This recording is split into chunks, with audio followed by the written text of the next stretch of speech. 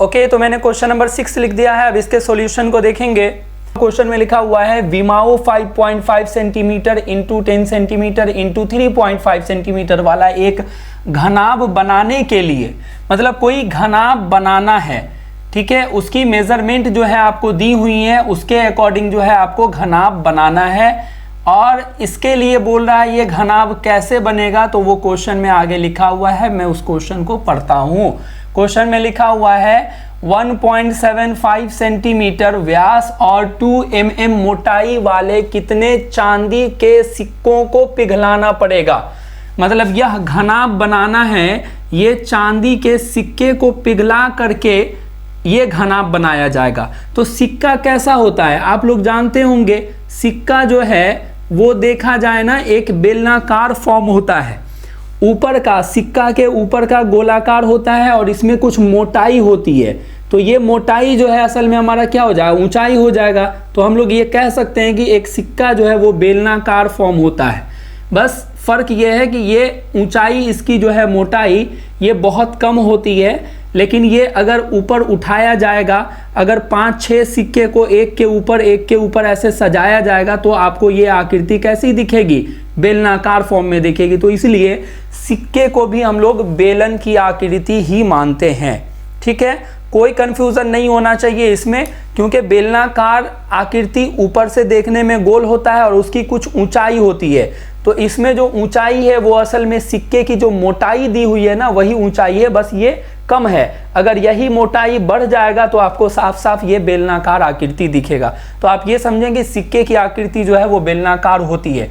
तो इस क्वेश्चन के अकॉर्डिंग बोल रहा कि सिक्का की संख्या कितनी होगी, कितने सिक्के को पिघलाया जाएगा तब जा करके ये आकृति बनेगा, मतलब घनाभ बनेगा। तो सिंपल सी बात है, अभी जस्ट मैंने एक क्वेश्चन जिसमें हम लोगों को किसी आकृति की संख्या ज्ञात करनी थी, मैंने क्या किया था कि जो बड़ा वाला आकृति था कुल आयतन में छोटे वाले आयतन से डिवाइड कर दिया था। तो यहाँ पे बड़ी आकृति ये है और छोटी आकृति ये है, मतलब इसकी संख्या ज्ञात करनी है। जिसकी संख्या ज्ञात करनी है उसकी आयतन से डिवाइड कर दो जो बनाना है। सिंपल सा कंसेप्ट है यहाँ पे। तो हम लोग सबसे पहले यहाँ पे मेजरमेंट जो दिया हुआ है वो लिखेंगे और उसके बाद जो फॉर्मूला यूज करना है वो लिखेंगे। तो यहाँ पे दिया है करके लिखा जाएगा कि आपको घनाभ का लंबाई चौड़ाई ऊंचाई दी हुई है। मैंने इससे पहले भी एक क्वेश्चन में बताया है कि जब इस तरह से इंटू करके दिया हो तो ये पहला वाला जो मेजरमेंट होता है वो L का मान होता है घनाभ के लिए 5.5 सेंटीमीटर, और ये दूसरा मान जो है वो B का होता है, मतलब चौड़ाई होता है, और उसके बाद तीसरा मान जो है ये आपका ऊंचाई हो जाएगा 3.5 सेंटीमीटर। और सिक्के का आपको क्या क्या मेजरमेंट दिया हुआ है तो आप लोग देख लीजिए। सिक्के की व्यास दी हुई है हमको 1.75 सेंटीमीटर जो है व्यास है। तो सिक्के का व्यास बराबर हम लोग लिखेंगे 1.75 सेंटीमीटर में ये मान दिया हुआ है। तो जैसे ही व्यास दिखता है तो हम लोग आर का मान निकाल लेंगे। इसमें आर नहीं होता है, इसमें लंबाई चौड़ाई ऊंचाई होता है, लेकिन सिक्के में व्यास के बाद हम लोग आर निकाल लेते हैं। तो व्यास का जो हाफ होता है वो हमारा आर होता है। तो हम लोग डिवाइड कर दिए 2 से। इसका फाइनल कैलकुलेशन अगर पॉइंट उड़ा दें तो नीचे में 2 0 देना होगा, क्योंकि पॉइंट के बाद 2 डिजिट था। इसको कैंसिल करें, 25 से कट रहा है, 25 7 175 और 25 8 200। तो ये हो जाएगा हमारा 7/8। इसको हम चाहें तो पॉइंट में भी ला सकते हैं आर के मान को, और चाहें तो ऐसे भी रहने दे सकते हैं। एक बात यहाँ पे क्लियर है कि हम लोग संख्या ज्ञात करने वाले हैं सिक्के की, तो वो आंसर कभी भी पॉइंट में नहीं आएगा।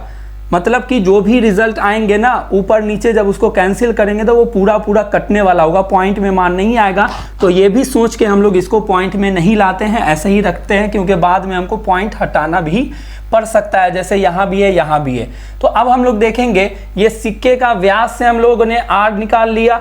अब उसके अलावा हम लोगों को क्या दिया हुआ क्वेश्चन में देखिए, ये 2 mm मोटाई है, मतलब ये पोर्शन इसकी मोटाई जो है हमको 2 mm दी हुई है। तो हम लोग इसके लिए h कहेंगे। ये मोटाई असल में क्या है, h है, और ये हमको दिया हुआ है 2 mm। तो मिलीमीटर में दिया हुआ है, जबकि ये मान सेंटीमीटर में है, फिर ये मान सेंटीमीटर, ये मान सेंटीमीटर में है, फिर उसके बाद यह मान भी सेंटीमीटर में। तो जब सारे सेंटीमीटर में है तो ये भी सेंटीमीटर में होना चाहिए। तो मिलीमीटर को सेंटीमीटर में चेंज करने के लिए हम लोग 10 से डिवाइड कर देते हैं। इसको कैंसिल करेंगे तो 1 और ये 5 हो जाएगा। इसको हम लोग 0.2 भी लिख सकते हैं, लेकिन मैंने बोला कि ये मान जो है हमारा पॉइंट में ऑलरेडी नहीं आएगा, ये इतना तो क्वेश्चन को देख के आइडिया लग चुका है, इसलिए हम लोग इसको बाई के फॉर्म में ही रख रहे हैं। आगे चल के ये सब कैंसिल होने वाला है। तो अब हम लोग फाइनल काम कर सकते हैं। वो काम ये है कि हमको ये बड़ा आकृति है और ये छोटी आकृति है, इससे ये बनाना है। इसका मतलब इसका आयतन डिवाइडेड बाई इसका आयतन हमको संख्या दे देगा सिक्कों की।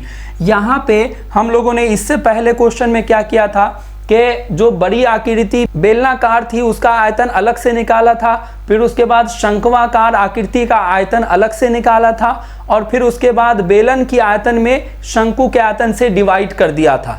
तो हम लोगों ने उसमें अलग अलग काम किया था, तो हमको संख्या ज्ञात हुई थी। लेकिन आप चाहें तो इसमें डायरेक्ट भी यूज कर सकते हैं वही कंसेप्ट, मतलब आप सीधे लिख सकते हैं। इसलिए सिक्कों की संख्या बराबर, सिक्कों की संख्या बराबर आप डायरेक्ट भी चाहें तो लिख सकते हैं।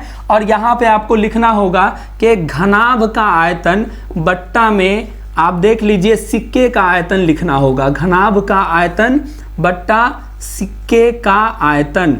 ये रिजल्ट हमको अलग अलग से निकाल के ये मान यहाँ पे ऐसे रखो, और या आप चाहो तो डायरेक्ट ये कंसेप्ट भी यूज कर सकते हो। अब इसमें हम लोग फॉर्मूला यूज करेंगे और मान पुट करेंगे, कैलकुलेशन जो आएगा वही हमको सिक्के की संख्या पता चल जाएगी। तो अब हम लोग रखते हैं इसमें घनाभ के आयतन का फॉर्मूला होता है L into B into H, और नीचे में जो है सिक्के के आयतन का फॉर्मूला हो जाएगा, सिक्का चूंकि बेलनाकार है तो फॉर्मूला हो जाएगा पाई आर स्क्वायर एच। अब इसमें मान रखेंगे L का मान, B का मान, H का मान, लेकिन यहाँ पे स्पेस कम बच रहा है तो इसलिए मैं इसको इधर लिखने वाला हूँ। L का मान जो है आपको दिया हुआ है 5.5 सेंटीमीटर, यहाँ पे मैं इक्वल देके 5.5 सेंटीमीटर इंटू B का मान जो है आपको दिया हुआ है 10 सेंटीमीटर, तो 10 इंटू H का मान जो आपको दिया हुआ है वो है 3.5 सेंटीमीटर। यहाँ पे एक चीज देखेंगे, मैंने H और H दोनों के H को एक ही चीज से रिप्रेजेंट कर दिया है, तो इसलिए मैं ये कहूंगा कि इसकी ऊंचाई को H रहने दीजिए और इसकी ऊंचाई को H डैश कर दीजिए, ताकि हमको ये पता चले कि ये अलग अलग ऊंचाई है। तो अब हम लोग आगे मान रख सकते हैं। ये तो मैंने लंबाई चौड़ाई ऊंचाई का मान रख दिया। अब बट्टे में जो है हमारा क्या मान आ जाएगा, देखिए पाई है तो 22/7 रख देंगे इसके बदले, और उसके बाद यहाँ पे आर स्क्वायर है तो आर का मान कितना है 7/8, 7/8 दो बार लिखाएगा, 7/8, 7/8, और उसके बाद जो है इसकी ऊंचाई का जो मान है आपका H डैश या H1 ये है 1/5। अब ये कैलकुलेशन कितना आएगा, आप लोग इसको ध्यान से समझेंगे कि ये कैलकुलेशन कितना आ सकता है। 7 से 7 कट जाएगा सबसे पहले, उसके बाद हम लोग इसके पॉइंट को अगर उड़ा देंगे तो नीचे में जो है हमको 10 दे देना होगा, और फिर यहाँ भी पॉइंट उड़ा देते हैं तो नीचे में 10 दे देना होगा। अब हम लोग इसके ऊपर नीचे की वैल्यू को कैंसिल कर सकते हैं। ये हमारा देखिए 10 से 10 को काट दीजिए, फिर उसके बाद जो है आप ये 35 बचा हुआ है तो 35 से जो है 5 7 35 और 5 दूना 10 काट दीजिए, और फिर 2 से ऊपर में कोई कटने वाला है तो उसको काटेंगे। इस 5 से आप इस 55 को नहीं काट सकते हैं, क्योंकि यहाँ पे जो कैलकुलेशन है ना वो आपका जो नीचे में 885 है वो असल में पलट करके ऊपर जाने वाला है। आप इस 7 को फिर इस 7 से काट सकते हैं, यहाँ पे इस 7 को इस 7 से कैंसिल कर सकते हैं।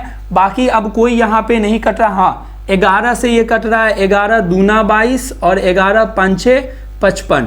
अब यहाँ पे जो फाइनल कैलकुलेशन है वो देखेंगे क्या क्या बच रहा है, आपको बहुत बारीकी से समझना है ये कैलकुलेशन।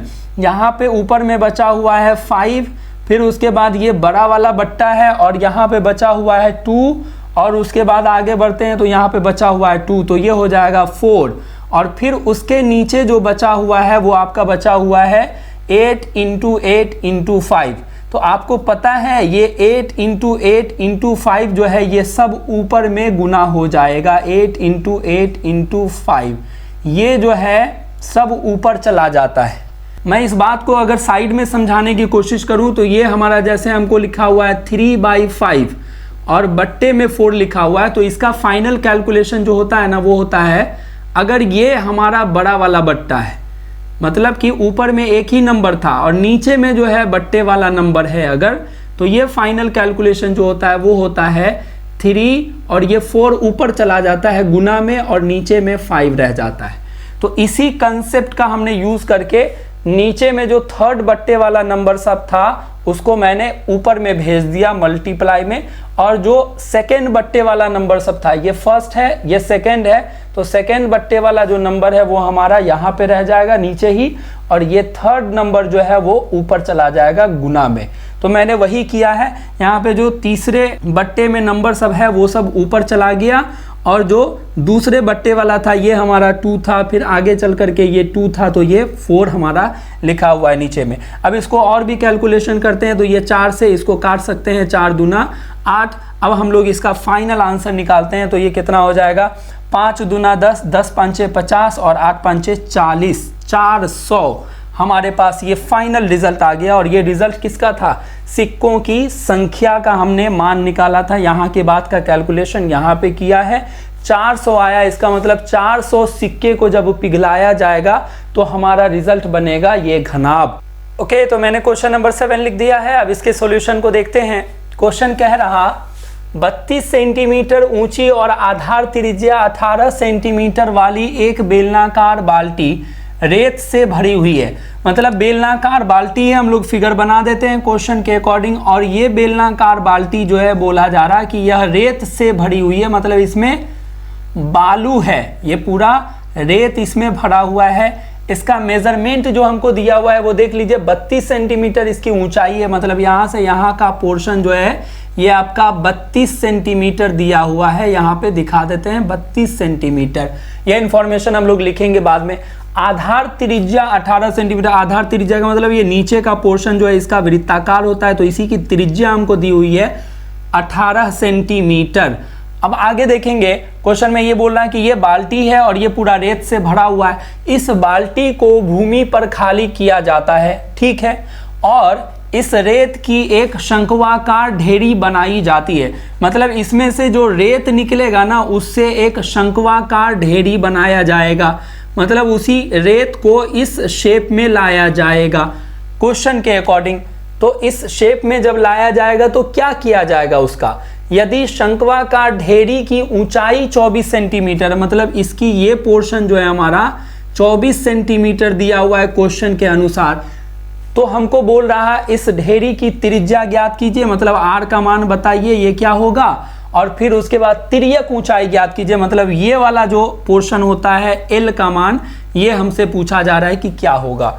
तो सबसे पहले यहाँ पे जो इंफॉर्मेशन दिया हुआ है वो हम लोग लिख देते हैं। दिया है बेलनाकार बाल्टी, यहाँ पे सिर्फ बेलन भी लिख सकते हैं, और पूरा लैंग्वेज अगर यूज करना है तो बेलनाकार बाल्टी का जो भी दिया हुआ है, बेलनाकार बाल्टी की ऊंचाई सबसे पहले दी हुई है तो हम लोग की, और h इसके लिए यूज कर लेते हैं, h बराबर जो है हमको दिया हुआ है, क्योंकि इसमें भी हम लोग ऊंचाई यूज करने वाले हैं, इसमें भी, तो इसका 32 है ऊंचाई, इसका 24 है, तो ये छोटा होगा ये बड़ा होगा, इसलिए हम लोग इसके h को बड़े h से डिनोट कर रहे हैं। h बराबर 32 सेंटीमीटर दिया हुआ है, और उसके बाद ये त्रिज्या देखिए 18 सेंटीमीटर है, तो हम लोग इसको बड़ा r बराबर लिख देंगे 18 सेंटीमीटर।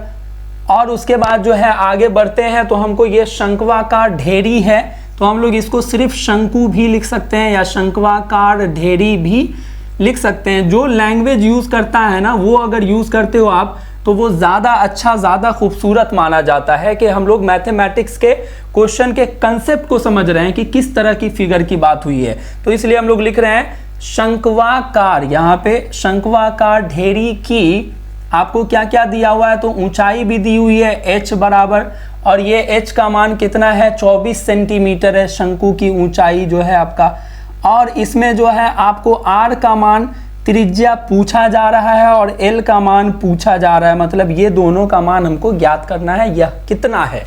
तो सिंपल सी बात है, मैंने इस क्वेश्चन के कंसेप्ट को बताया कि हम लोग काम कैसे शुरू करेंगे।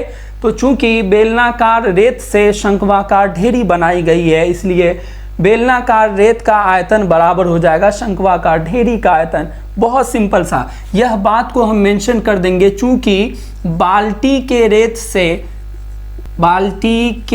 रेत से क्या बनाया गया है, शंक्वाकार ढेरी बनाई गई है, तो ये बात हम लोग लिख देंगे।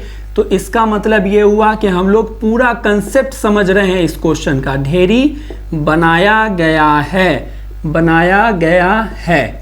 शंक्वाकार ढेरी जो है वो बाल्टी के रेत से बना है, तो इसलिए हम लोग कह सकते हैं कि बाल्टी का आयतन बराबर हो जाएगा, बाल्टी का आयतन बराबर हो जाएगा शंक्वाकार ढेरी का आयतन, शंक्वाकार ढेरी का आयतन।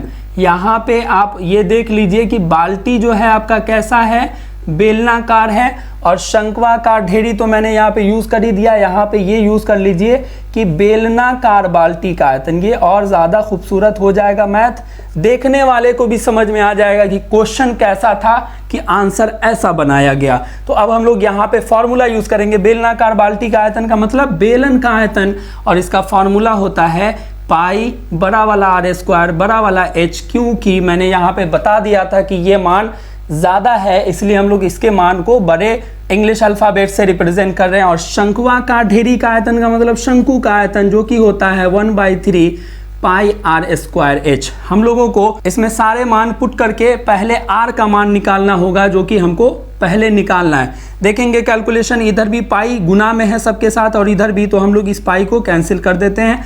अब उसके बाद मान पुट करते हैं। इस बड़े आर का मान जो है 18 गुने 18 लिखाएगा, क्योंकि स्क्वायर है, इंटू बड़ा एच जो है हमारा वो 32 है। उसके बाद हम लोग लिखेंगे बराबर देके 1/3 और इंटू हो जाएगा आर स्क्वायर तो रहेगा, क्योंकि यह मान ज्ञात करना है हमको, और इंटू एच का मान जो है यहाँ पे 24 है, तो 24 लिख दिया। अब इसके बाद कैलकुलेट करते हैं, 3 8 24, इसको आप काट सकते हो। और इससे पहले के क्वेश्चन में भी ये कैलकुलेशन देख लिए थे कि अगर इधर सब गुना में है और बराबर के इस साइड में भी गुना में है, तो इधर से अगर कोई कटने वाला है तो काट भी देते हैं। 8 एकाई 8, 8 चौके 32, तो हमारा इधर जो है सिर्फ आर स्क्वायर बच रहा है, और इधर 18 गुने 18 और ये 4 बच रहा है। तो हम जानते हैं ना कि अगर आर स्क्वायर है तो आर बराबर क्या हो जाएगा, ये सब रूट में चढ़ जाएगा, मतलब इधर से जब स्क्वायर हटेगा तो इधर का दूसरे साइड का जो भी नंबर है वो सब रूट के अंदर चला जाएगा। तो ये कैलकुलेशन हमारा 18 गुने 18 हो जाएगा, और गुने 4 के बदले हम लोग 2 गुने 2 लिख देते हैं। तभी तो हम लोग जोड़ा जोड़ा के बदले जो है एक बाहर निकालेंगे, तो हमारे आर का वही मान हो जाएगा। और ये होगा 18 गुने 18 के बदले 1 18 गुने 2 के बदले 1 2, और बराबर हो जाएगा ये 18 दूना 36, और हमारा यह आर का मान आ जाएगा, जो कि हमारा यूनिट था सेंटीमीटर में सारे मान, तो इसलिए आर का मान जो है हमारा 36 सेंटीमीटर हो जाता है, जो कि हमको क्वेश्चन में बोला था कि आप इस ढेरी की त्रिज्या ज्ञात कीजिए। अब हम लोग देखेंगे तिर्यक ऊंचाई कैसे ज्ञात कर सकते हैं। तो हम लोगों ने इसके फॉर्मूले को जब कवर किया था, इसके फॉर्मूले वाले वीडियो में मैंने सारे कंसेप्ट को बता दिया था कि अगर किसी शंकु में आपको आर का मान और एच का मान दिया हो, तो आप लोग एल का मान निकालने के लिए एक फॉर्मूले का यूज कर सकते हैं। मैं यहीं पे कैलकुलेशन करके दिखा देता हूं। एल बराबर जो फॉर्मूला होता है वो होता है √(h² + r²। तो इसमें हम लोग h का मान और r का मान रख देते हैं, तो कैलकुलेट करके हमको l का मान पता चल जाएगा। h का मान जो है शंकु के लिए हमको दिया हुआ था 24, और उस पे हो जाएगा स्क्वायर, प्लस r का मान जो है हम निकाल चुके हैं 36, और उस पे हो जाएगा स्क्वायर। इसको कैलकुलेट करेंगे तो हमारे रिजल्ट कितना आएगा, देखो 24 का स्क्वायर हमारा होता है, 24 के स्क्वायर का जो रिजल्ट होगा मतलब 24 गुने 24, तो आप गुना करेंगे तो आपको आ जाएगा 576, प्लस 36 का स्क्वायर मतलब 36 गुने 36 अगर आप गुना करेंगे तो ये आपको आ जाएगा 1296, और उसके बाद इसको आप ऐड करते हैं, जोड़ते हैं सबको, तो देखिए कितना आ जाएगा, 6 6 12 के 2 हासिल 1, 9 7 16 1 17 हासिल 1, 2 5 7 1 8, और उसके बाद ये 1 के 1 1872 आ जाएगा। तो ये एल का मान जो है हमको रूट के अंदर 1872 आ रहा है, लेकिन इस रूट से बाहर कितने नंबर को निकाला जा सकता है, ये 1872 जो है फाइनली रूट से बाहर निकलेगा या नहीं, इसके लिए हम लोग कैलकुलेशन करेंगे। लेकिन यहाँ पे स्पेस कम है, मैं इधर लिखने वाला हूँ, इसको इरेज करके आप लोग चाहते हैं तो इतना नोट डाउन कर सकते हैं। तो चलिए मैं इसको यहाँ पे अब कैलकुलेट करके ये एल का ही मान आएगा, जो आगे कैलकुलेशन करूंगा, मतलब इस रूट के इस टर्म के इस स्टेप के बाद का कैलकुलेशन मैं यहाँ पे करने वाला हूं।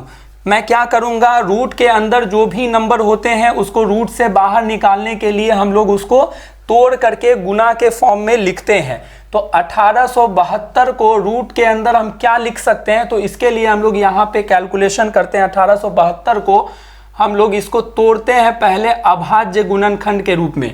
तो देखिए 2 से ये कट रहा है, तो ये पूरा नंबर जो है गुना के रूप में लिखाएगा 2 गुने 2 गुने 2 गुने 2 और गुने 3 गुने 3 और गुने 13, 3 गुने 3 और गुने 13 यहाँ पे लिखाएगा 3 गुने 3 गुने 13।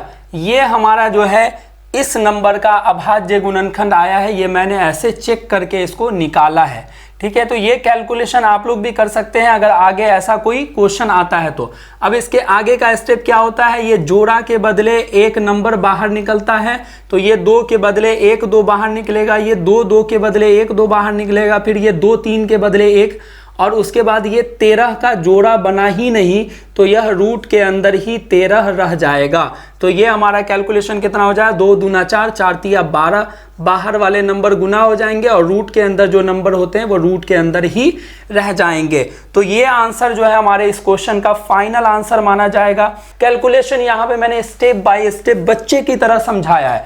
अगर ये स्टेप आप किसी के सामने बना के दिखाते हो ना, एग्जाम में अगर इस तरह के क्वेश्चन आते हैं तो आप ऐसे बना के दिखाते हो, तो आपका टीचर जो होगा कॉपी चेक करने वाला, उसका दिल खुश हो जाएगा। मैं सच्ची बता रहा हूं। अगर आप चाहते हैं कि मैट्रिक एग्जामिनेशन में हमारे कोई भी मार्क्स नहीं कटे, तो आपको मैथमेटिक्स जो है वो स्टेप बाय स्टेप बनाने ही होंगे, क्योंकि जब भी कोई भी कॉपी चेक किया जाता है तो किसी स्टूडेंट को अगर कम नंबर आने वाले हैं, जैसे 60-70 नंबर के अंडर में ही उसके मार्क्स रहने वाले हैं, तो उसकी कॉपी को जैसे तैसे चेक करके छोड़ दिया जाता है। लेकिन जिस बच्चे का टोटल मार्किंग करने पर उसके 90 प्लस आ रहे हैं, तो उस बच्चे की कॉपी फिर से चेक होती है और उस बार उसकी गलतियों को देखा जाता है। अगर उसमें आपने थोड़ा थोड़ा मिसिंग भी किया होगा, कोई लैंग्वेज नहीं लिखा होगा, कोई साइन छोड़ा होगा, तो वहां पे आपके उस छोड़ने की वजह से मार्क्स कटते हैं। क्योंकि जो एग्जामिनर कॉपी चेक करने वाले होते हैं उनको ये डर होता है कि 90 प्लस अगर मार्क्स आ रहा है इस बच्चे का, तो हो सकता है ये टॉपर लिस्ट में आ जाए, और अगर वो बच्चा टॉपर लिस्ट में आ जाएगा तो उसकी कॉपी फिर रीचेक की जाएगी, जो दूसरे टीचर करेंगे, फिर उसका बोर्ड जो है बुला करके उसका इंटरव्यू लेगा। तो अगर वहां पे फिर से मेरी कॉपी निकली और उसमें मैंने जो कॉपी चेक किया है उसमें कुछ गलतियां पकड़ी जाएंगी, तो फिर उस शिक्षक की बदनामी हो सकती है। तो इसलिए जब आपके मार्क्स बहुत अच्छे आने वाले होते हैं ना, तो आपकी छोटी छोटी गलतियों को भी देख करके नंबर को काटे जाते हैं। तो इसलिए मैं हर बच्चे को ये बोलता हूं कि जब भी आप मैथमेटिक्स बनाएं तो फुल स्टेप के साथ बनाएं। शॉर्टकट आपको कहीं भी दिखता है तो उसको इग्नोर करें। आपको पूरा लैंग्वेज यूज करना चाहिए मैथमेटिक्स में, और स्टेप बाय स्टेप उसके कैलकुलेशन को दिखाइए, ताकि जब आपके एग्जामिनर आपके जो कॉपी चेक करने वाले होंगे वो चाह करके भी आपके नंबर को नहीं काट पाए। तो इस तरह से हम लोगों ने ये देखा कि मैं स्टेप बाय स्टेप इसको कैसे आंसर लाता हूं। आप लोग भी इसी तरह से प्रैक्टिस करें, एग्जामिनेशन में बहुत अच्छे रिजल्ट आपके रहेंगे। अब हम लोग क्वेश्चन नंबर 8 को देखने वाले हैं। ओके, तो मैंने क्वेश्चन नंबर 8 लिख दिया है। अब इसके सॉल्यूशन को देखेंगे। क्वेश्चन कह रहा कि 6 मीटर चौड़ी और 1.5 मीटर गहरी एक नहर में पानी 10 किलोमीटर पर आवर की चाल से बह रहा है। 30 मिनट में यह नहर कितने क्षेत्रफल की सिंचाई कर पाएगी, जबकि सिंचाई के लिए 8 सेंटीमीटर गहरे पानी की आवश्यकता होगी।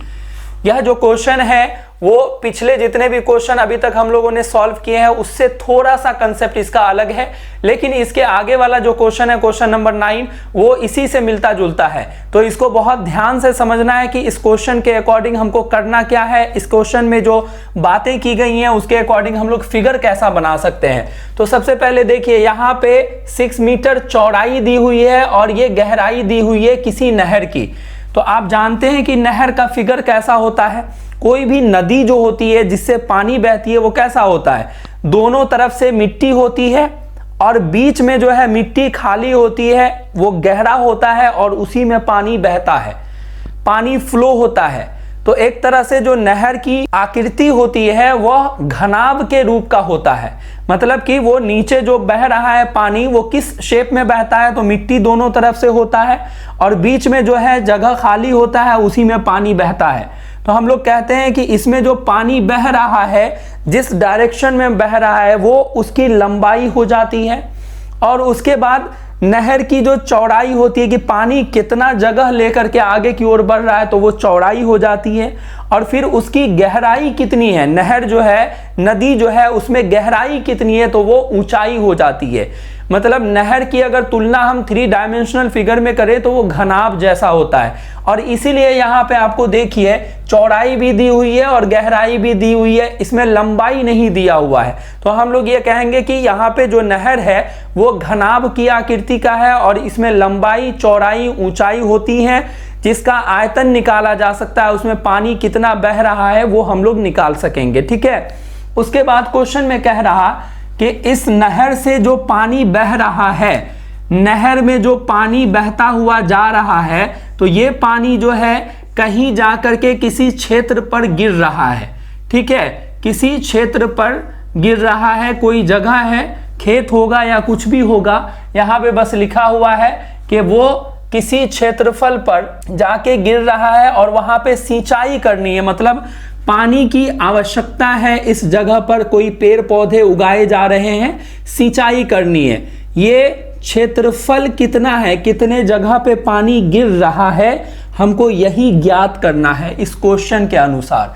क्वेश्चन बोल रहा कि 30 मिनट में यह नहर कितने क्षेत्रफल की सिंचाई कर पाएगी, ये हमको आंसर में ज्ञात करना है। सिंचाई, जो पानी यहां से निकल रहा है वो कितने जगह को सिंचाई कर पाएगा, मतलब कितने जगह को पानी दे पाएगा, कितने क्षेत्रफल को पानी दे पाएगा, हमको यह ज्ञात करना है। जबकि यह पानी जितने भी क्षेत्रफल पे आना है, जितने भी क्षेत्रफल पे सिंचाई करना है, यहाँ पे जो पानी की ऊंचाई होनी चाहिए, पानी का लेयर होना चाहिए, वो पानी का लेयर जो है 8 सेंटीमीटर होना चाहिए। मतलब मान लो ये क्षेत्र है जहाँ पे नहर से निकली हुई पानी आने वाली है और इस जगह को सिंचाई करने वाली है, मतलब इसमें पानी जमा होना है। ठीक है, ताकि कोई भी फसल उगाई जा रही है तो वो अच्छे से उग सके। तो यहाँ पे बोला जा रहा है कि यहाँ पे जो पानी की ऊंचाई होगी, पानी का लेयर होगा, वो इस क्षेत्रफल से 8 सेंटीमीटर ऊंचा होगा। तो इसलिए इस क्वेश्चन के अकॉर्डिंग हमको जो जो चीजें दी हुई हैं उसको पहले हम लोग लिखते हैं। यहाँ पे नहर जो दिया हुआ है वो घनाभ है, ये बात याद रखेंगे हम लोग, लेकिन लैंग्वेज में यूज करेंगे नहर की लंबाई, नहर की चौड़ाई, जो भी हमको दी हुई है, नहर की चौड़ाई दी हुई है, चौड़ाई का मतलब b हमको दिया हुआ है, ये 6 मीटर दिया हुआ है। और उसके बाद गहराई दी हुई है नहर की, जिसको हम लोग h कह सकते हैं, गहराई का मतलब ऊंचाई होता है, तो ये हमको ऊंचाई का मान दिया हुआ है 1.5 मीटर। लेकिन हमको इस नहर में से पानी कितना बह रहा है, ये तो पानी का आयतन ज्ञात करने पर पता चलेगा, और वह आयतन कितने मिनट का होना चाहिए, 30 मिनट में इसमें से पानी कितना निकल रहा है, टोटल पानी कितना जा रहा है, मतलब हमको 30 मिनट में बहे पानी का आयतन ज्ञात करना होगा। और उसी हिसाब से हमको इसका रिजल्ट पता चलेगा कि यह पानी 30 मिनट में कितना बहेगा, जिससे कि यह कितने क्षेत्रफल पर फैल जाएगा। तो इसलिए यहाँ पे लंबाई का होना बहुत जरूरी है इस नहर के। तो देखिए एक रिलेशन जो हमको यहाँ पे दिया हुआ है, 10 किलोमीटर प्रति घंटा की चाल से बह रहा है, मतलब इसमें जो पानी है वो बह रहा है 10 किलोमीटर प्रति घंटा की चाल से। तो हम लोग यहाँ से इस बात को ऐसे लिख सकते हैं, चूंकि 1 घंटे में बहे पानी की लंबाई, 1 घंटे में बहे पानी की L बराबर, पानी की L बराबर जो है आपको दिया हुआ है 10 किलोमीटर। तो इसके अकॉर्डिंग ये देखिए, ये जो शर्त दिया हुआ है इसी को मैंने यहाँ पे लिखा है। तो 1 घंटे से हम लोग इसको मिनट में कन्वर्ट करेंगे, क्योंकि हमको जो आंसर निकालना है वो 30 मिनट में पानी कितना बह रहा है वो जानना है। तो 1 घंटे को हम लोग मिनट में लिखते हैं, 60 मिनट में बहे पानी की L बराबर कितनी हो जाएगी। तो ये 1 घंटे को ही 60 मिनट लिखा गया है, मतलब 1 घंटा 60 मिनट होता है, हम लोग जानते हैं। लेकिन यह रिजल्ट जो है किलोमीटर में, तो इसको मीटर में हम लोग कन्वर्ट कर देते हैं, तो ये 1000 से गुना करना पड़ेगा और यह रिजल्ट हमारा आ जाएगा 10,000 मीटर में, यह रिजल्ट हमारा रहेगा। अब यहाँ पे हम लोगों को 30 मिनट का निकालना है, इसलिए हम लोग पहले इसका निकालेंगे। 1 मीटर में बहे पानी की लंबाई 10,000 और बट्टे में चला आएगा ये जो 60 था वो, तो यहाँ पे देखिए कैलकुलेशन में क्या आएगा, ये 60 का 0 0 से कैंसिल हो जाएगा। फिर उसके बाद ये 2 से कट रहा है, डायरेक्ट 6 से तो नहीं कट रहा, 2 से हम इसको काट सकते हैं, 2 तिया 6 और उसके बाद 2 5 10 0 0 यहाँ पे बच जाएगा आपको 500 बट्टे में 3। और ये यूनिट जो है हमारा रहेगा किलोमीटर से हम मीटर में कन्वर्ट हुए थे, मीटर को ही यूज करके हम लोग यहाँ पे आ रहे हैं आंसर, तो ये हमारा मीटर में रहेगा। ये 8 जो है मैंने फिगर का लिखा हुआ है, ये कोई नहीं है, कुछ नहीं है, ठीक है। यहाँ पे हमने पॉइंट में कन्वर्ट नहीं किया है क्योंकि हम कैलकुलेशन करेंगे तो हो सकता है हमको फिर पॉइंट उड़ाना पड़ जाए। यहाँ पे जो ये मान आया है वो क्या आया है, देखेंगे कि 1 मिनट में पानी जो है वो कितना लंबाई तक चल रहा है, मतलब पानी कितना आगे बढ़ रहा है 1 मिनट में, तो ये 500/3 मीटर आगे बढ़ रहा है। लेकिन हमको जो निकालना है वो है 30 मिनट में यह पानी कितना लंबाई तय करेगा, 30 मिनट में पानी कितना लंबा चलेगा वो हमको ज्ञात करना है। तो इसलिए हम लोग 30 मिनट का निकालेंगे। तो जब भी आपको 1 मिनट का कोई मान पता है तो 30 मिनट का निकालने के लिए आप क्या करेंगे, जो रिजल्ट है उसको गुना कर देंगे 30 से। तो ये हम गुना करके फाइनल रिजल्ट लाते हैं, 3 दहाई 30 और ये हो जाएगा गुना होके 5000 मीटर। मतलब कि 30 मिनट में जो है पानी कितना आगे बढ़ रहा है इस नहर में, तो 5000 मीटर जो है आगे की तरफ जा रहा है। मतलब ये हुआ कि 30 मिनट में अगर हम लोग उस नहर में पानी का आयतन निकालेंगे तो हमारा उतना ही पानी जो है इसमें गिरेगा। 30 मिनट में इसमें से पानी जितना बहेगा उतना ही पानी इसमें गिरना है और उतने ही पानी से इसकी सिंचाई होनी है। तो हम लोग यहाँ पे कंसेप्ट के अकॉर्डिंग जो हम लोग बार बार बोल रहे थे, नहर की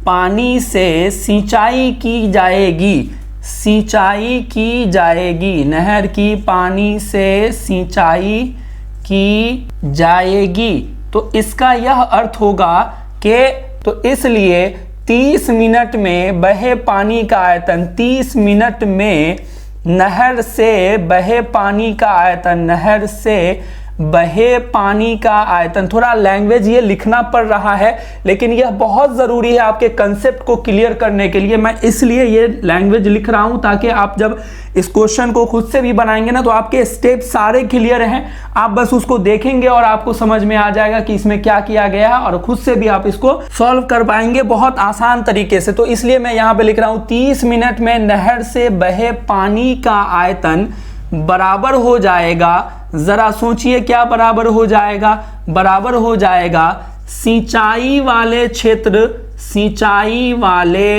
क्षेत्र में पानी का आयतन, में पानी का आयतन। मतलब कि 30 मिनट में जितना नहर से पानी बाहर गिरेगा, पानी का जितना आयतन होगा उतना ही आयतन यहाँ पर के पानी का होगा, यहाँ पर के पानी का होगा। तो अब हम लोग इसके अकॉर्डिंग फॉर्मूला यूज करते हैं। 30 मिनट में नहर में जो पानी बहेगा तो पानी का आयतन नहर में है, तो इसका मतलब घनाभ का आयतन यहाँ पे यूज होना चाहिए। 30 मिनट में उसमें कितना पानी आया, घनाभ के जैसा होता है ना नहर, तो इसलिए हम लोग 30 मिनट में बहे पानी का आयतन नहर में, या हम लोग ये कहें कि 30 मिनट में घनाभ में पानी का आयतन कितना होगा। तो घनाभ के आयतन का फॉर्मूला हम लोग यूज करेंगे यहाँ पे L × B × H। और उसके बाद सिंचाई वाले क्षेत्र में पानी का आयतन, यहाँ पे पानी मिसिंग है मैं लिख दे रहा हूं, यहाँ पे पानी का आयतन हमको जानना है, सिंचाई वाले क्षेत्र में पानी का आयतन। तो अब जरा सोचो कि सिंचाई वाले क्षेत्र में पानी का आयतन को अगर फॉर्मूले के फॉर्म में रिप्रेजेंट करना है तो कैसे दिखा सकते हैं। मैंने ये कंसेप्ट कई सारे क्वेश्चन में पीछे ऑलरेडी डिस्कशन कर लिया है कि अगर किसी भी फिगर में नीचे का अगर क्षेत्रफल आपको पता हो, नीचे का क्षेत्रफल पता हो, तो इसकी ऊंचाई से अगर आप गुना कर देते हो क्षेत्रफल को तो वह आयतन दे देता है। तो यहाँ पे हमको ये क्षेत्रफल निकालना है, तो ये क्षेत्रफल तो हमको पता नहीं है, तो इसलिए हम इस क्षेत्रफल को क्या मान लेंगे, x मान लेंगे कि हमको x मीटर स्क्वायर क्षेत्रफल पर सिंचाई करनी है। अब यह अगर क्षेत्रफल है तो इसकी ऊंचाई कितनी है, मतलब इस क्षेत्रफल पर पानी कितने ऊंचाई तक रहना चाहिए, तो ये दिया हुआ है क्वेश्चन में कि यह ऊंचाई 8 सेंटीमीटर होना चाहिए, यह ऊंचाई पानी की 8 सेंटीमीटर होना चाहिए। तो अगर क्षेत्रफल x है और ऊंचाई 8 सेंटीमीटर है, तो क्षेत्रफल को अगर हम ऊंचाई से गुना कर देते हैं तो यह पोर्शन जो है हमारा आयतन कहलाएगा। क्षेत्रफल को अगर हम ऊंचाई से गुना कर देते हैं तो आयतन हो जाएगा। ये बात हमको ऊपर में मेंशन कर देनी चाहिए। यहाँ पे मैंने सिर्फ नहर का लिखा था, आप यहाँ पे चाहें तो यह लिख सकते हैं कि सिंचाई वाले क्षेत्र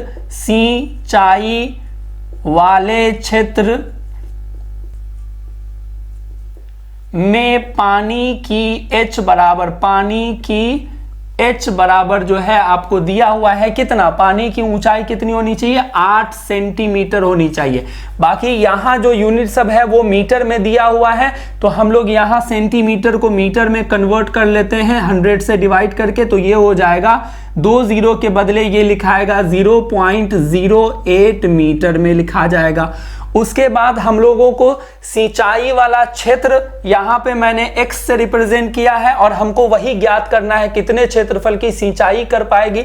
तो हम लोग यहाँ पे लिख लेंगे माना कि सिंचाई वाला क्षेत्र जो है आपका, माना कि सिंचाई वाला क्षेत्र बराबर x, सिंचाई वाला क्षेत्र बराबर x हम लोग इसको मान लेते हैं। ये काम शुरू में कर देंगे, स्टार्टिंग में कर देंगे तो ये ज्यादा अच्छा रहेगा। और ये सारे यूनिट मीटर में है तो x मीटर स्क्वायर में हम लोग इसको मान लेते हैं। तो यहाँ पे अब सारा कंसेप्ट क्लियर हो गया होगा कि हम लोगों को जो सिंचाई करने वाला क्षेत्र हमको निकालना था उसको हमने x मान लिया। तो इसलिए मैं ये बोल रहा हूं कि ये क्षेत्रफल जो है, नीचे का पोर्शन जो है, जो क्षेत्र जहां पे पानी गिर रहा है वो हमारा x मीटर स्क्वायर है, जबकि यहाँ पे पानी की ऊंचाई रहनी है 8 सेंटीमीटर। तो हम लोग क्या करेंगे, क्षेत्रफल को अगर आधार के क्षेत्रफल को इसकी ऊंचाई से गुना कर देंगे तो ये हमको क्या दे देगा, आयतन दे देगा।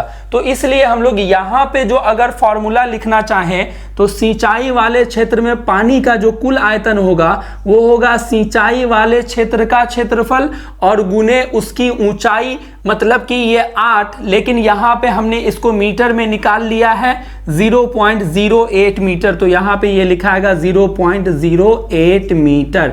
अब इसका कैलकुलेशन करेंगे, मान रखेंगे और उसके बाद जो x का मान आएगा यही हमारा क्षेत्रफल हो जाएगा जो हमको ज्ञात करना है, जो क्वेश्चन में पूछ रहा कितने क्षेत्रफल की सिंचाई करना है। तो L की जगह हम लोग क्या रखें, अब नहर के लिए देखेंगे, यहाँ पे नहर के लिए 30 मिनट में जो लंबाई होगा ये 30 मिनट में ये LL हम लोग ज्ञात कर रहे थे सबका LL, तो 30 मिनट में जो L का मान होगा, मतलब पानी कितना लंबा चला था, कितना दूरी तक चला था, वो L का मान कहलाएगा। तो हम लोग 30 मिनट में L के मान को रखेंगे 5000, यहाँ पे हो जाएगा ये 5000 गुने B की जगह हम लोग क्या रखने वाले हैं नहर के लिए, तो B की जगह हम लोग रखने वाले हैं 6 गुने H की जगह क्या रखने वाले हैं, तो देखिए 1.5 रखने वाले हैं।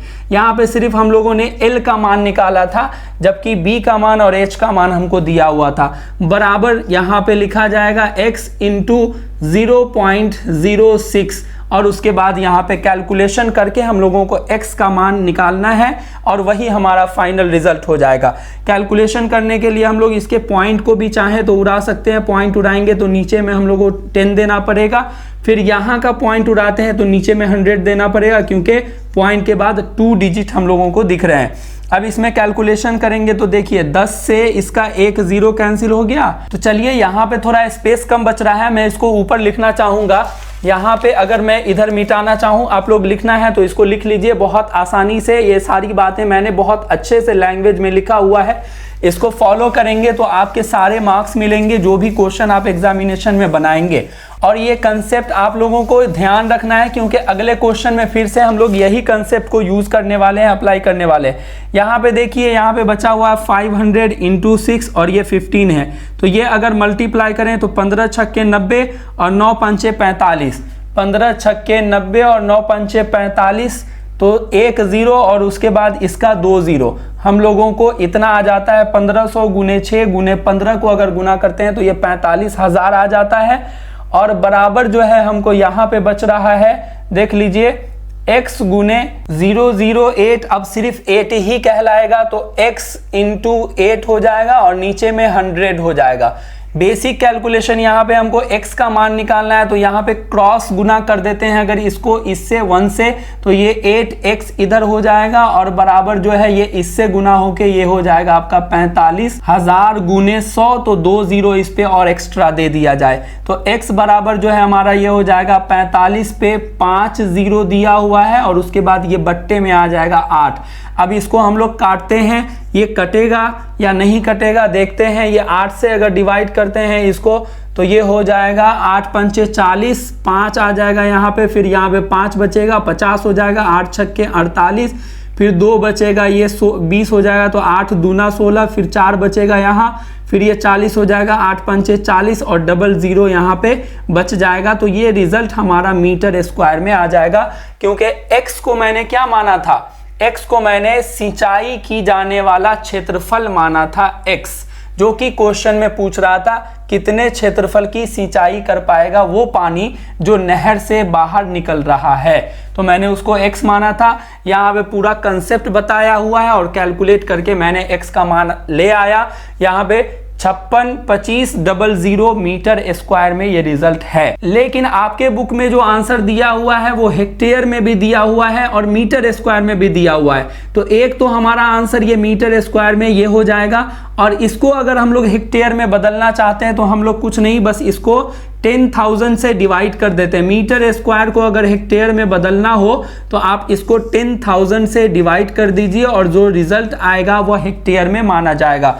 देखिए ये 2 0 से 2 0 कैंसिल हो जाएगा और नीचे में 2 0 के बदले 1 2 अंक गिन के पॉइंट आ जाएगा, तो x बराबर जो है हमारा फाइनल रिजल्ट हो जाएगा 56.25 और ये हेक्टेयर में माना जाएगा। ठीक है, यहाँ पे मैं इसको थोड़ा सा कर देता हूँ क्योंकि ये ऑलरेडी बहुत स्पेस ले रहा था, इसलिए मैं इसको इरेज कर दे रहा हूँ। और ये हमारा जो है फाइनल रिजल्ट, तो आपके बुक में जो है 2 आंसर होंगे, एक ये हेक्टेयर में 56.25 होगा और मीटर स्क्वायर में जो है यह रिजल्ट होगा। और ये दोनों रिजल्ट किस चीज को दिखा रहा है, तो ये x मैंने क्षेत्रफल को माना था, मतलब इतना क्षेत्रफल जो है इस नहर से बहे हुए पानी से सिंचाई किया जा सकता है।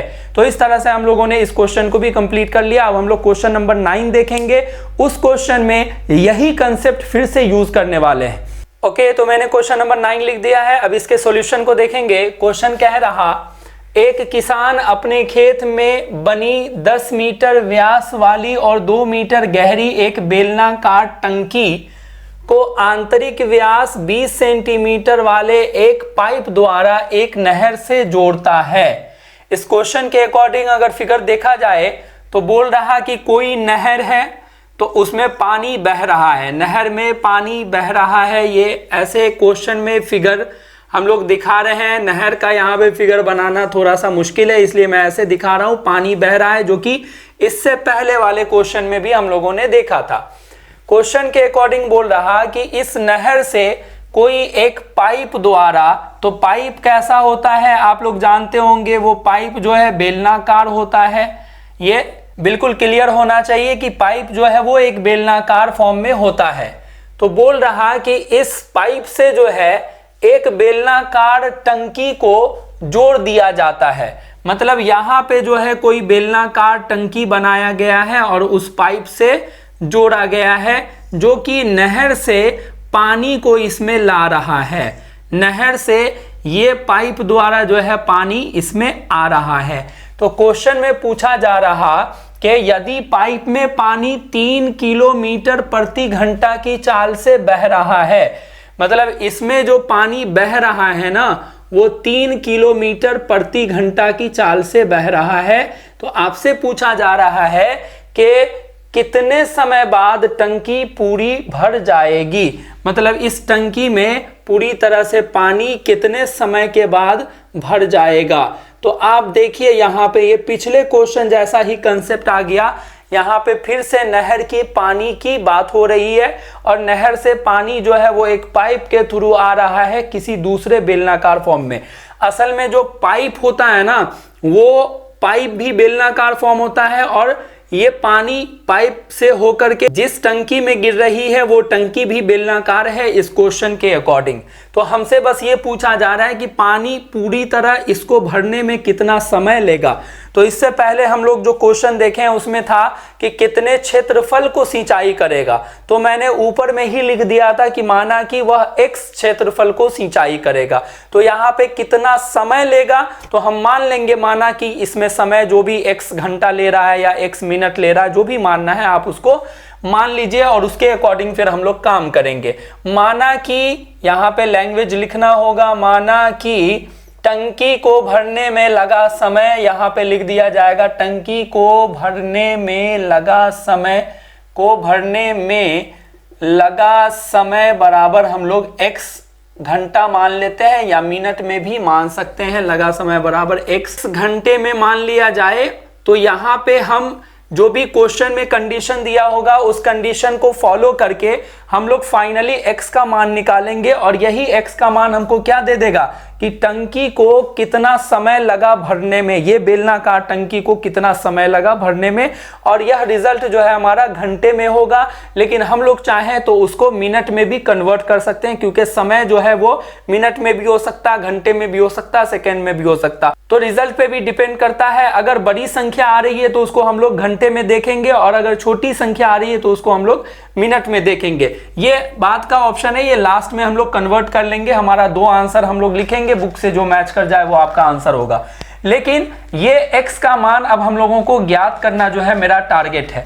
अब इसको हम लोग देखते हैं क्वेश्चन के अकॉर्डिंग। जो फिगर बनी हुई है इसमें एक पाइप की बात की गई है और दूसरा बेलनाकार टंकी की बात की गई है। तो इसमें हम लोगों को जो मेजरमेंट दिया हुआ है उसको हम लोग लिखते हैं। यहाँ पे क्वेश्चन के अकॉर्डिंग एक किसान अपने खेत में बनी 10 मीटर व्यास वाली और 2 मीटर गहरी एक बेलनाकार टंकी, मतलब यहाँ पे जो है बेलनाकार टंकी की मेजरमेंट दी हुई है। बेलनाकार टंकी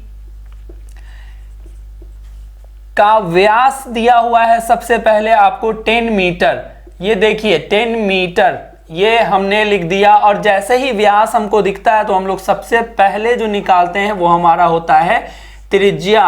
ये हम इसलिए करते हैं क्योंकि फॉर्मूले में हमको r का मान रखना पड़ेगा, क्योंकि ये बेलनाकार फॉर्म में है। दूसरा चीज हम लोगों को क्या दिया हुआ है देखेंगे जरा, ये गहराई दी हुई है टंकी की। तो बेलनाकार टंकी की गहराई जो है वो ऊंचाई हो जाती है, हम लोग जानते हैं इसको। तो इसको h बराबर लिख देंगे 2 मीटर। ये सब यूनिट मीटर में है, तो इसलिए मीटर में रहने देते हैं, चेंज अभी नहीं करेंगे। आगे बढ़ते हैं तो हम लोगों को क्या दिया हुआ है कि इस टंकी को जो है आंतरिक व्यास 20 सेंटीमीटर वाले एक पाइप द्वारा एक नहर से जोड़ा जाता है।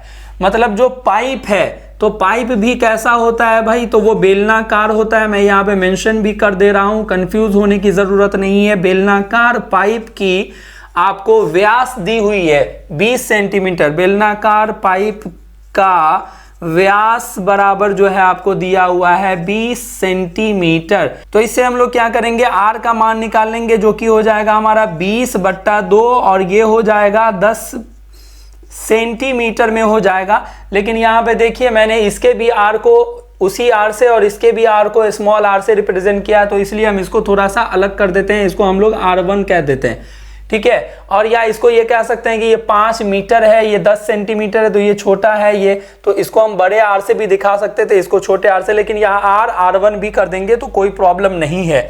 अब इसमें देखिए बेलनाकार पाइप का व्यास तो हमको पता चला। क्या बेलनाकार पाइप के लिए और कुछ दिया हुआ है?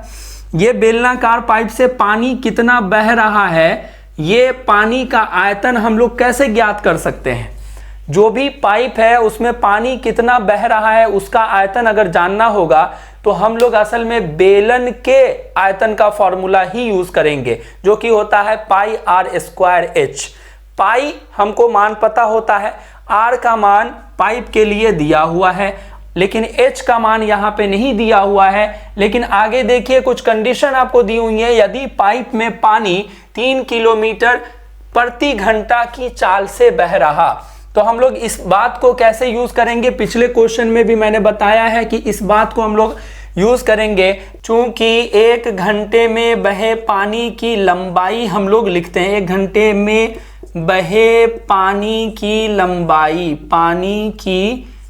लंबाई, तो इसमें देखो पानी की लंबाई जो हम लोग यूज करेंगे ना, वो बेलनाकार पाइप के लिए असल में ऊंचाई हो जाता है। मैं पहले इसको लिखता हूं, 1 घंटे में बहे पानी की लंबाई जो है वो 3 किलोमीटर है। अब देखेंगे गौर से इसको, ये जो बेलनाकार पाइप है, ये लंबाई मैं इसको जो बोल रहा हूं, लैंग्वेज जो यूज कर रहा हूं, अगर यह पाइप आपका सीधा होता तो आप उस लंबाई को क्या कहते हैं, आप इस पाइप के लिए उस लंबाई को ऊंचाई कहते हैं। ठीक है, ये जो है लंबाई, यही इसकी ऊंचाई हो जाती।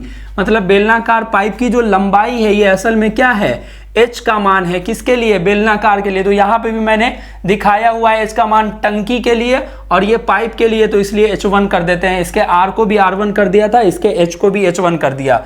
अब यहाँ पे जो है हमको 1 घंटे में बहे पानी की लंबाई 3 किलोमीटर है, जबकि और यूनिट सब जो है इसका मिनट में था, ये सेंटीमीटर में था, ये किलोमीटर में। भाई ये तो सारे अलग अलग हैं, लेकिन फॉर्मूला अप्लाई करने से पहले हमको सारे यूनिट को एक जैसा बना लेना चाहिए। तो चलिए इसको मीटर में रहने देते हैं और इसको हम कन्वर्ट कर लेते हैं मीटर में। तो ये 100 से डिवाइड करना पड़ जाएगा, ये कट जाएगा, तो ये हमारा 1 0 के बदले यहाँ पॉइंट हो जाएगा, मतलब ये हो जाएगा 0.1 मीटर।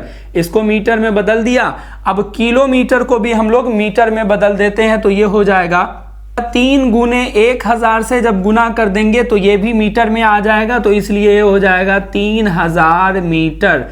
अब यहाँ पे हम लोगों को कितने समय में ये टंकी भर सकता है वह ज्ञात करना है। तो हमने उस समय को x घंटा माना है, तो हमको 1 घंटे का यह रिजल्ट आया हुआ है, तो इससे हम लोग x घंटे का रिजल्ट निकाल लेते हैं। x घंटे में बहे पानी की h1 बराबर, जिसको हम लोग लंबाई कहते हैं बेलनाकार पाइप में, तो वो हो जाएगा 1 का जब इतना है, 1 का जब 3000 आया हुआ है, तो x घंटे का कितना हो जाएगा, 3000x मीटर में ये रिजल्ट रह जाएगा हमारा। मतलब हमको अब x का मान ज्ञात करना है और वही x का मान जो है हमको ये बताएगा कि इस पाइप से कितने समय में ये टंकी फुल हो जाता है। यहाँ पे स्पेस कम बच रहा है नीचे में, ऊपर में हम लोगों को एक कंसेप्ट यूज करना है और उसी कंसेप्ट के बेसिस पे कैलकुलेशन होगा और हमारा रिजल्ट आ जाएगा फाइनली।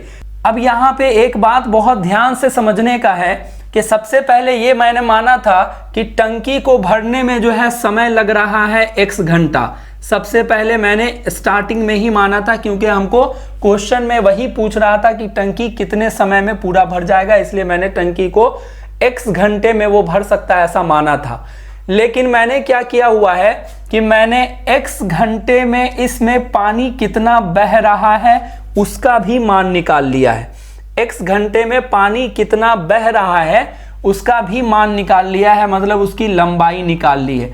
तो जाहिर सी बात है कि जितना पानी इधर से जाएगा उतना ही ये भरेगा। तो x घंटे में इधर से गया हुआ पानी और x घंटे में ये टंकी भी भर जा रही है। इसका मतलब ये हुआ कि इसमें जितना पानी का आयतन होगा x घंटे में वो बराबर होगा इस टंकी के आयतन के।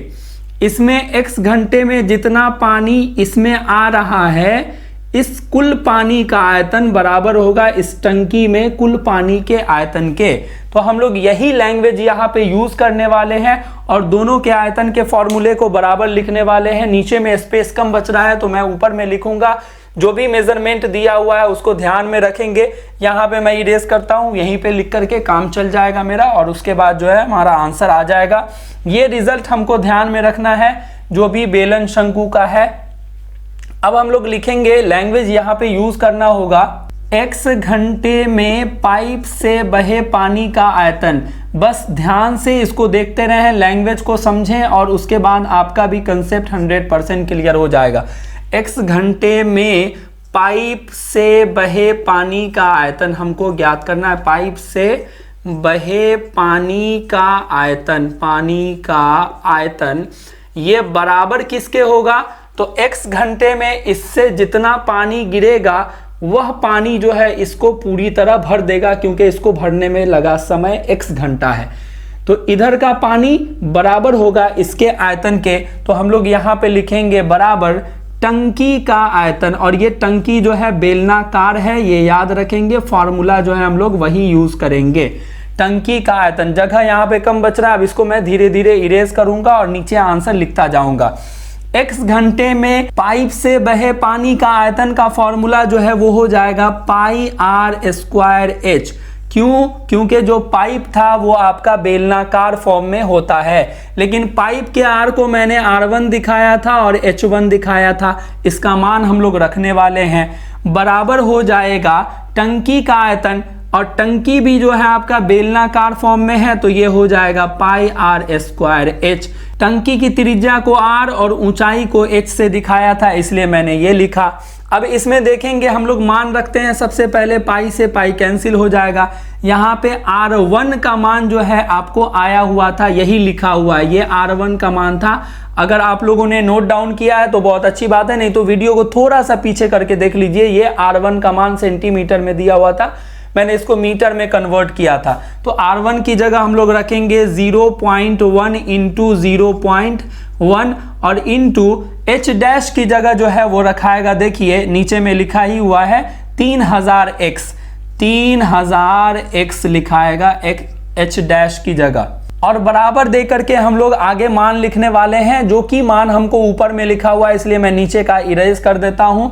यहाँ पे बराबर दे के r का स्क्वायर ये वाला मान रखाएगा, मतलब 5 गुने 5 और गुने h का जो मान है वो आपका है 2।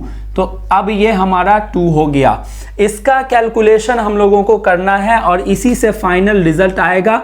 इसको कैलकुलेट करके बस आप x का मान निकाल लीजिए, जो x का मान आएगा वही आपको बताएगा कि टंकी भरने में कितना समय लगा था। तो हम लोग यहाँ पे बेसिक कैलकुलेशन लेंगे, यहाँ पे पॉइंट उड़ाते हैं, नीचे में 10 दे देते हैं, यहाँ का पॉइंट उड़ाते हैं, नीचे में 10 दे देते हैं। ये 2 0 से इसका 2 0 कैंसिल हो जाएगा। यहाँ पे 1 इंटू 30 बचा, मतलब 30x बचा यहाँ पे, और बराबर जो है ये हो जाएगा 5 5 25 दूना 50 हो जाएगा। तो यहाँ से x बराबर जो है 50 और बट्टे में हो जाएगा 30, और ये हमारा क्या आ गया रिजल्ट 5/3 आ गया। और ये 5/3 देखिए किस चीज में होगा, x का मान घंटे में होगा, क्योंकि मैंने इसको x को क्या माना हुआ है, घंटे के फॉर्म में माना हुआ है। तो अगर आपका आंसर मिनट में होगा तो आप क्या करेंगे, घंटे के मान को मिनट में बदलने के लिए बस आपको इसको 60 से गुना कर देना होता है और आपका रिजल्ट मिनट में आ जाता है। तो एक आंसर ये घंटे में हो गया, और इसी मान को अगर हम लोग मिनट में कन्वर्ट करते हैं तो 5/3 को मिनट में कन्वर्ट करने के लिए 60 से गुना कर दीजिए। 3 से देखिए ये कट जाएगा, 3 दूना 60 20, और ये हो जाएगा 20 5 100, और ये 100 मिनट के फॉर्म में जो है हमारा आंसर आ जाएगा। तो मैंने पहले ही बोल दिया था कि हम इसको घंटे में अगर मान रहे हैं x का मान, तो जो पहला मान आएगा हमारा x का वो घंटे में माना जाएगा, और हम चाहें तो इसको मिनट में बदल सकते हैं। तो मिनट में बदलने के लिए बस 60 से गुना कर देना होता है, तो हमारा रिजल्ट जो है वो मिनट में आ जाता है। तो इस तरह से हम लोगों ने ये सारे क्वेश्चन के आंसर 1 बाय 1 देख लिए, सारे कंसेप्ट को मैंने समझा दिया। अब आप लोगों का बस इतना काम है कि सारे क्वेश्चन को फिर से खुद से रिवाइज कीजिए, अगर आप बोर्ड एग्जामिनेशन में बहुत अच्छा रिजल्ट लाना चाहते हैं। एक एक क्वेश्चन को 5-5 बार बनाइए, इतनी बार बनाइए कि उसके आंसर याद हो जाए, तब जाकर के ये माना जाएगा कि आपके मैथमेटिक्स में बहुत अच्छे रिजल्ट हो सकते हैं। बहुत आसान नहीं है, बाकी दूसरे सब्जेक्ट को आप थोड़ा कम भी टाइम देंगे ना तो आपके रिजल्ट अच्छे हो सकते हैं, लेकिन मैथमेटिक्स में आपको बहुत ज्यादा प्रैक्टिस की जरूरत होती है। अगर वो नहीं करेंगे तो यहाँ पे सिर्फ वीडियोस देखने से बहुत फायदा आपको नहीं होने वाला है। जब तक आप खुद से हार्ड वर्क नहीं करेंगे, पेन कॉपी लेकर के जब तक बैठेंगे नहीं, उसको प्रैक्टिस नहीं करेंगे, तब तक आपके रिजल्ट अच्छे नहीं हो सकते। इसलिए मैं आप लोगों से रिक्वेस्ट करता हूं कि आप लोग जितना ज्यादा से ज्यादा हो सकता है घर पर पढ़ें, और जितने भी वीडियोस यहां से देखते हैं उसको आप लोग रिवाइज करें। यहां पे मैं आपके सारे सिलेबस को कंप्लीट कर दूंगा। यहां पे जो भी आपके डाउट होंगे हर एक क्वेश्चन को मैं 1 बाय 1 डिस्कशन करूंगा, लेकिन सिर्फ देखने से आपका काम नहीं होने वाला, बल्कि आपको उस पर मेहनत करना होगा। इसलिए आप अपने से खुद से भी बनाएं और यहाँ के भी वीडियोस को देखते रहें, और आपको जो भी प्रॉब्लम होता है आप कमेंट सेक्शन में बताते रहें, ताकि मुझे आप लोगों की प्रॉब्लम समझ में आए और मैं उसके अकॉर्डिंग काम कर पाऊं। और आप लोग भी एक काम कर लीजिए कि इस चैनल को सब्सक्राइब कर लीजिए, ताकि आपके जो भी प्रॉब्लम्स, जो भी डाउट होंगे, जब आप पूछेंगे तो मैं उससे रिलेटेड अगर वीडियोस डालूंगा तो आपके पास नोटिफिकेशन जाएगा और उसको देख करके आप उससे बेनिफिट उठा सकेंगे। Okay, thank you so much.